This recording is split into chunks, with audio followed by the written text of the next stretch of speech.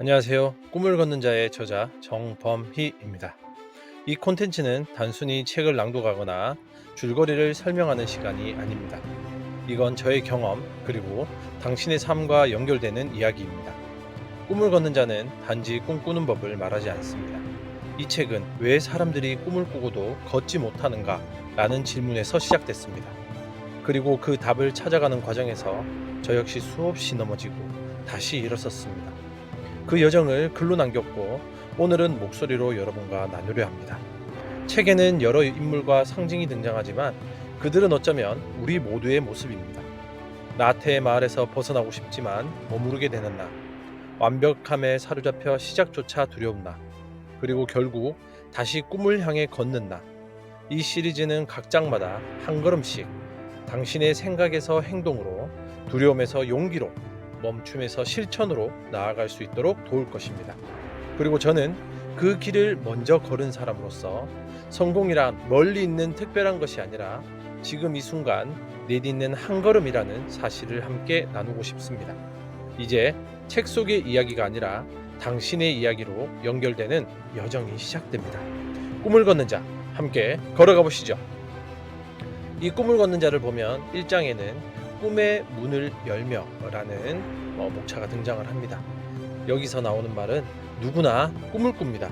하지만 그 꿈을 걷는 사람은 생각보다 많지 않다고 나오죠. 우리는 수없이 많은 생각을 해요.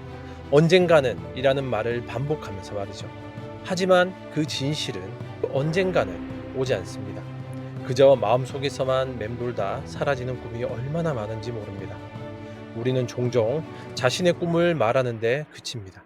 나는 언젠가 책을 쓸 거야. 나는 언젠가 해외로 나가서 살 거야. 언젠가는 내가 원하는 일을 하게 될 거야.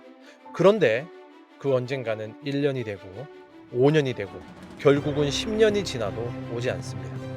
심리학적으로도 행동 동기 이론에서는 우리가 꿈을 생각만 하고 반복적으로 말하지만 행동하지 않으면 뇌는 그것을 이미 이룬 것처럼 착각한다고 말합니다. 이것을 심리적 포만감이라고도 하며 실제로는 아무 변화가 없는데도 뇌는 성취된 것처럼 느끼게 되죠. 그래서 더 이상 행동할 이유를 느끼지 못한다고 합니다. 무서운 건 바로 여기 있습니다. 신경과학적으로도 이는 설명이 됩니다. 전두엽과 계획과 목표 설정을 담당하고 운동피질은 실행을 책임집니다. 그런데 계획만 세우고 실행하지 않으면 전두엽만 계속 활동하고 실제 행동으로는 아무것도 이루어지지 않습니다. 그 결과 우리는 행동 결핍 상태에 빠지게 됩니다. 이런 상태에서는 스스로도 모르게 무기력함에 빠지게 되죠. 바쁘게 사는데도 아무것도 달라지지 않고 매일 같은 자리에서 같은 고민만 반복하는 상태가 되죠. 이쯤 되면 꿈은 현실이 아니라 환상이 되어버립니다. 이 장에서 말하는 핵심의 내용은 분명합니다. 꿈은 생각만으로만 존재할 때는 망상일 수 있어요. 하지만 한 걸음 내딛는 순간 그것은 현실의 첫 페이지가 됩니다. 비유하자면 꿈은 문 앞에 놓인 낯선 초대장과 같습니다. 그 초대장은 특별한 인쇄도 없고 화려하지도 않아요. 그냥 조용히 우리 마음속에 도착합니다. 그리고 그 초대장을 열어보는 사람만이 새로운 공간으로 들어갈 수 있습니다. 문은 보이지 않습니다. 손잡이도 없고 빛나는 이정표도 없어요. 그러나 분명히 우리 앞에 존재하죠. 보이지 않는 그 문을 여는 방법은 오직 하나, 지금 당장 행동하는 것입니다. 이때 행동은 반드시 거창할 필요가 없습니다. 책을 쓰고 싶다면 오늘 한 줄이라도 써보는 거예요. 영어를 배우고 싶다면 단어 하나라도 외워보는 거죠. 운동을 하고 싶다면 스트레칭이라도 해보는 거죠. 이런 아주 작은 움직임이 문을 여는 손잡이가 됩니다. 행동은 뇌에 새로운 신경회로를 만들어줍니다. 바로 이것을 신경가소성이라고 합니다. 작은 실천이 반복될수록 뇌는 그것을 새로운 습관으로 인식하고 실제 삶의 방향이 달라지기 시작하죠. 처음 문을 여는 건 누구나가 다 두렵습니다. 낯설고 뭔가 잘못될까봐 걱정되기도 하죠. 하지만 그 문 너머에는 내가 아직 만나보지 못한 삶이 있습니다. 꿈은 머릿속에서 그리는 것이 아니라 걸어가면서 만들어지는 것입니다. 장폴 사르트는 이런 말을 했습니다. 존재는 본질에 앞선다. 이는 곧 우리는 무언가를 이룬 후에야 그것의 본질을 이해하게 된다는 뜻입니다. 꿈도 마찬가지죠. 꿈을 먼저 완벽히 이해하고 준비하는 것이 아니라 일단 시작해야 그 의미가 보이기 시작합니다. 지금 그 문 앞에 서 계신가요? 그렇다면 망설이지 마시고 손잡이를 잡고 한번 밀어보세요. 그리고 한 걸음 내디뎌 보세요. 아무 일도 일어나지 않을 것 같은 그 순간이 인생의 방향을 바꾸는 가장 큰 전환점이 될 수도 있습니다. 꿈을 걷는 자는 그렇게 문을 연 사람들의 이야기입니다. 당신도 그중 한 사람이 될 수 있어요. 하지만 그 문은 누구에게나 열려 있으니까요. 누구나 꿈을 꿉니다. 하지만 그 꿈을 걷는 사람은 생각보다 많지 않습니다. 우리는 수많은 생각을 합니다. 언젠가는 이라는 말을 반복하면서 말이죠. 하지만 진실은 그 언젠가는 오지 않습니다. 그 다음 두 번째 장에서는 어둠 속의 발걸음입니다. 이 장은 우리가 진짜 삶을 마주하게 되는 순간에 대해 이야기를 하고 있어요. 꿈을 품고 출발한 이들은 종종 처음의 열정과 다짐이 시간이 지나며 점점 흐릿해지는 것을 경험하게 됩니다. 그 이유는 여정 초반에 반드시 마주하게 되는 어둠 때문입니다. 이 어둠은 물리적인 장애가 아니라 심리적 무기력감과 감정적 혼란에서 비롯됩니다. 예를 들어 한 청년이 있었어요. 그는 언제나 나는 큰 사람이 될 거야 라고 말하던 야망 넘치는 사람이었지만 첫 번째 취업 실패, 두 번째 이별, 세 번째 친구의 배신을 겪으며 점점 자신감을 잃어갔습니다. 그의 발걸음은 무거워졌고 머릿속에서는 난 역시 안 돼 라는 생각만 가득했습니다. 이처럼 어둠은 외부의 시련이 아니라 내면에서 피어나는 절망과 회의에서 시작됩니다. 심리학적으로는 이것을 자기 제한 신념이라고 부릅니다. 이는 나는 할 수 없다는 믿음이 무의식적으로 작용해 행동을 억제하고 성장을 막는 상태입니다. 연구에 따르면 인간은 매일 약 6만 가지 생각을 하고 이 중 80%가 부정적이라는 통계도 있습니다. 이렇게 어둠은 마음속에서 끊임없이 속삭이죠. 하지마, 어차피 또 실패할 거야. 이런 어둠 속에서 중요한 것은 한 줄기 불빛을 찾는 것입니다. 이 불빛은 대단한 변화가 아닙니다. 단지 책 한 권을 펼치는 일, 누군가와 따뜻한 대화, 거울 앞에서의 긍정 확언, 그 작은 행동 하나가 어둠을 뚫는 첫 불씨가 됩니다. 뇌과학적으로 볼 때 긍정적인 행동은 도파민을 분비시키고 이는 다시 긍정적인 행동을 유도하는 신경회로를 강화합니다. 반복될수록 뇌는 부정이 아닌 긍정의 길을 더욱 쉽게 선택하게 되죠. 꿈을 걷는 자는 이 여정에서 작은 불빛 하나가 어둠 전체를 물리친다고 말합니다. 중요한 것은 불빛을 막으려는 의지입니다. 또한 이 장에서는 공허의 마을이라는 상징을 등장시킵니다. 이 마을은 실패한 사람이 모인 곳이 아니라 꿈을 포기한 사람들이 멈춘 장소입니다. 여기는 비교, 자책, 무기력이라는 감정이 마치 짙은 안개처럼 사람을 둘러싸고 어느 순간 자신이 스스로 만든 감옥에 갇히게 합니다. 하지만 여기서도 벗어날 길은 존재합니다. 그것은 바로 작은 의지죠. 한 인물이 공허의 마을을 벗어나는 장면을 설명드리면 그는 누군가의 응원도 특별한 사건도 없이 단지 자신 안의 작은 목소리를 따라 걷기 시작하죠. 그래도 난 다시 해볼 거야. 이 말은 위대한 결단이 아닙니다. 하지만 바로 그 말이 삶을 다시 이끄는 첫 동력이 되죠.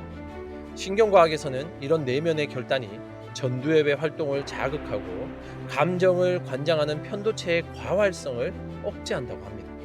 결국 두려움을 넘어서게 만드는 것은 상황이 아니라 내가 다시 선택하는 태도입니다. 꿈을 걷는 자는 이 장에서 이렇게 말합니다. 빛은 멀리 있는 게 아니라 당신의 발끝에서 시작된다. 당신이 지금 어둠 속에 있다면 그것은 끝이 아니라 다시 시작하는 자리일지도 모릅니다. 한 걸음만 내려보세요. 어쩌면 그 길 끝에는 당신이 몰랐던 또 다른 자신이 기다리고 있을지도 모릅니다. 우리 모두는 인생의 어느 시점에서 갈림길 앞에 서게 돼요. 익숙한 삶을 그대로 이어나갈 것인지 아니면 아직 검증되지 않은 길을 선택할 것인지. 이 선택은 단순한 진로나 직업의 문제가 아니라 삶의 방향성에 대한 깊은 질문이기도 합니다. 이런 갈림길은 생각보다 자주 찾아오죠. 이직을 할까? 창업을 해볼까? 이 관계를 유지해야 될까? 끊을까? 이 도전을 받아들일까? 아니 물러설까? 대부분의 사람들은 안전한 길을 택하죠. 실패 가능성이 적은 길, 누군가 이미 걸어간 길, 주변의 시선을 무난하게 받을 수 있는 길 말입니다. 심리학자 캐롤 드웩은 연구에 따르면 고정 마인드셋을 가진 사람은 도전보다는 안정, 변화보다는 반복을 택합니다. 실패에 대한 두려움이 행동을 억제하기 때문이죠. 반면 성장 마인드셋을 가진 사람은 실패를 실패로 보지 않습니다. 오히려 그것을 진행 중인 학습의 일부다로 여깁니다. 이 차이는 단순한 사고방식이 아니라 인생을 바라보는 프레임을 바꿔버립니다. 수능의 마을은 그 프레임의 상징입니다. 이 마을에선 모든 것이 익숙하죠. 하루가 어떻게 흘러가는지 예상할 수 있고 큰 위협도 없죠. 하지만 성장은 거기서 바로 멈춰버리죠. 익숙함이라는 이름의 독이 몸속에 스며들기 때문이죠. 비유하자면 수능의 삶은 따뜻한 욕조와 같죠. 처음에는 포근하고 안락하지만 너무 오래 있으면 피부가 쭈글거리고 체온이 내려가며 결국엔 몸이 무력해집니다. 따뜻함은 우리를 쉬게 해주지만 동시에 행동하지 못하게 만들죠. 실제로 뇌과학에서는 익숙한 자극을 받는 영역이 자주 활성화될수록 도파민 분비가 줄어들고 새로운 자극을 회피하게 된다고 말합니다. 즉, 편안한 상태에 길들여지면 새로운 시도 자체가 불쾌하게 느껴지는 거예요. 뇌가 현상 유지를 생존 전략으로 인식하게 되는 겁니다. 이런 상황에서 용기를 내는 건 쉽지 않습니다. 그래서 꿈을 걷는 자에는 완벽하지 않아도 괜찮다라고 말합니다. 지금의 나는 불안하고 부족할지 모르지만 그 모습 그대로 걷기 시작하는 것이 진짜 용기라고 합니다. 예를 들어 볼게요. 한 청년이 있었어요. 그는 매일 회사와 집만 오가며 언젠가 나도 창업해 볼 거야 라고 말하곤 했어요. 그는 완벽한 아이템을 찾고 시장 조사와 자금 확보가 끝나야 시작한다고 믿었죠. 그렇게 3년이 흘렀고 아무것도 하지 못했습니다. 반면 그의 친구는 조그만 온라인 마켓부터 시작했죠. 미완성된 로고, 어설픈 상세 페이지, 한 달에 몇 건의 주문으로. 하지만 그 작은 발걸음이 결국 성장의 씨앗이 되었고 몇 년 뒤 그는 성장한 사람이 되었죠. 꿈을 걷는 자는 말합니다. 불완전한 상태로 걷는 사람만이 결국 온전한 여정을 만든다. 갈림길 앞에서도 중요한 것은 결심이 아닙니다. 행동입니다. 아무리 결심을 해도 한 걸음 내딛지 않으면 모든 건 상상에 불과하니까요. 이 장에서 우리가 배워야 할 것은 단 한 개입니다. 도전은 무서운 것이 아니라 낯선 거일 뿐이다.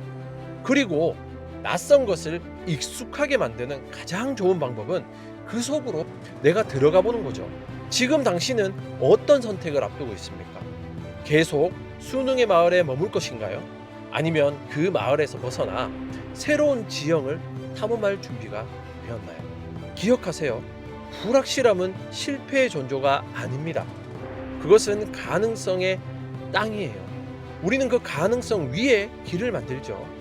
그 길이 멀고 험할 수도 있지만 분명히 존재합니다. 그리고 그 길은 당신만의 길입니다. 꿈을 걷는 자는 그 길을 이미 걷기 시작한 당신을 응원합니다. 지금의 당신이 완벽하지 않아도 오늘의 한 걸음이 내일을 바꿀 수 있으니까요. 우리 모두는 갈림길 앞에 서게 돼요. 익숙한 삶을 선택할 것인가? 아니면 도전의 길을 걸을 것인가? 불완전함을 받아들이는 용기가 필요합니다. 완벽을 기다리면 아무것도 못해요. 불완전한 지금이 가장 좋은 출발선이죠. 이제 우리는 함께 꿈을 걷는 자의 3장까지 지나왔습니다. 책을 덮는 순간 우리는 단지 한 권의 책을 끝낸 것이 아니라 스스로를 돌아보는 여정을 함께 걸은 것입니다.